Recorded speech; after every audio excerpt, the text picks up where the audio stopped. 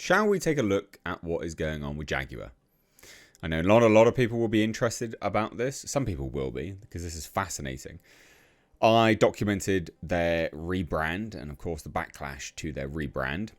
And then subsequently, some really weird stuff happened. So they were subjected to a cyber attack, which was odd. Like, odd that such a high-profile company that just makes cars would be at risk of a cyber attack. Like, what are you getting from that? You know? And there were some rumors and rumblings that maybe because the backlash was so severe, cyber attack they could use to retool things. I don't know. It did seem like a weird thing to go after. But I guess there are high-profile people on their list that maybe they could reach out to for their new turd of a car. Who knows? But anyway, because this cyber attack happened, it's been an interesting thing to document and follow. I think I've done 2 videos on it. Some people are interested in it. I myself am actually quite interested in this, hence doing the odd video here and there. Now, this is a worthwhile update because they have been inactive for so long that it has caused a historic production low of vehicles in the UK, which is madness. And then also, the Indian company that owns them is in pretty bad shape at the moment, which we'll get to. And it's looking like it's going to cost a total cost of about £1.5 billion, which is not a small fry. That's a lot of money. I mean, I'd love $1 billion. That'd be great. But anyway, so let's dive right into it, shall we? Hit subscribe if you're new here and all that good jazz. So this is the BBC. And as it says, production of JLR's Range Rover Sport ground to a halt in September, hitting overall UK vehicle output, again, to a historic low. Now, they weren't making any cars aside from these kind of Range Rovers, really, like Land Rover and Range Rover. It's all part of Jaguar Land Rover. Jaguars have not made any cars. They stopped production entirely. But this cyber attack forced them just to completely stop everything.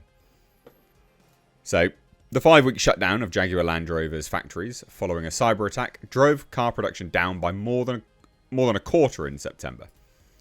JLR facilities did not produce a single vehicle last month after the cyber attack forced the car maker to shut down its IT systems and halt its global manufacturing operations, including at its 3 UK plants. So overall UK car production fell by 27%, with just over 51,000 made last month, data from the Society of Motor Manufacturers and Traders showed.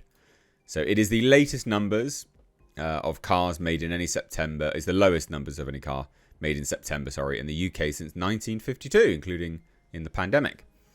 So the JLR cyber attack was largely responsible for the slump in UK car production, because other manufacturers reported stable figures for the month. So they are the reason why it's a historic low. So the attack is also estimated to cost 1.9. I was wrong. I thought it was 1.5.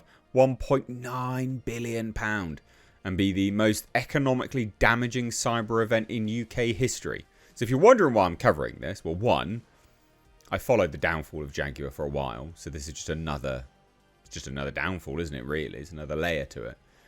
But this is a historic thing. Like, it's crazy, and I like cars. Like, I'm interested in cars. I've got a car channel which you can see linked down below, actually. So that's why I'm doing videos on it, because I find it interesting. I think this is genuinely interesting. We're seeing history in the making here. People are often so wrapped up in their life that they don't step outside of their normal ebb and flow of day-to-day activity just to take a step back and appreciate you're in a moment of history, right? Some of the things that we see at the moment, at this pivotal stage in our world's narrative, are historic. This is historic. Right, it's crazy. What is going on is crazy. So the Cyber Monitoring Centre found 5,000 businesses have been affected by the event, and a full recovery will not occur until January 2026. Brilliant. As if the UK needed more reason to have a shit economy. Great. So JLR said production across sites in Solihull, Wolverhampton and Halewood was returning in a phased approach. So the maker of the Jaguar I-Pace and Range Rover Sport is the second largest car producer by volume in the UK after Nissan. Overall, total vehicle production slumped by 35.9% in September compared to a year ago, to about 54,300 vehicles. So the SMNT chief said, September's performance comes as no surprise, given the total loss of production at Britain's biggest automotive employer following a cyber incident. So there's that. Oh, Tata Motors, you're not looking so good there, bro. I don't know if you can see that. There you go. Look at that. What a slump. Goes off the face of a cliff. See that? I mean, they're almost actually... I mean, they're not quite at their lowest in 5 years. But they're getting to their... what was at one point some of their lowest. This is Tata Motors. This is the company that owns JLR. They're their lowest for the year. Well, in a year. Year to date, lowest. Well, not lowest right now, but... In a period of time where they're just not improving, really. Kind of going up and up and up. For the last 3 days, they've been on the up. But, jeez, it's not looking good. It's not looking good. You see how bad that is? Like, that is bad. I mean, they were sitting at, like... I don't even know what this is. Like, Indian rupees, I think. 700? 712? I think there was like one at 716 as well. I mean, that's pretty damn bad. 718. And then boom. 403. Not good. That's not good, is it? Yeah. Be interested to see what happens. And then you got articles like this from Business Insider. Saying how bad it is. There you go. Computer Weekly. Land Rover, the cyber attack, 1.9 billion. Says the cyber monitors, which is what I've already covered already. This one was pretty mad as well.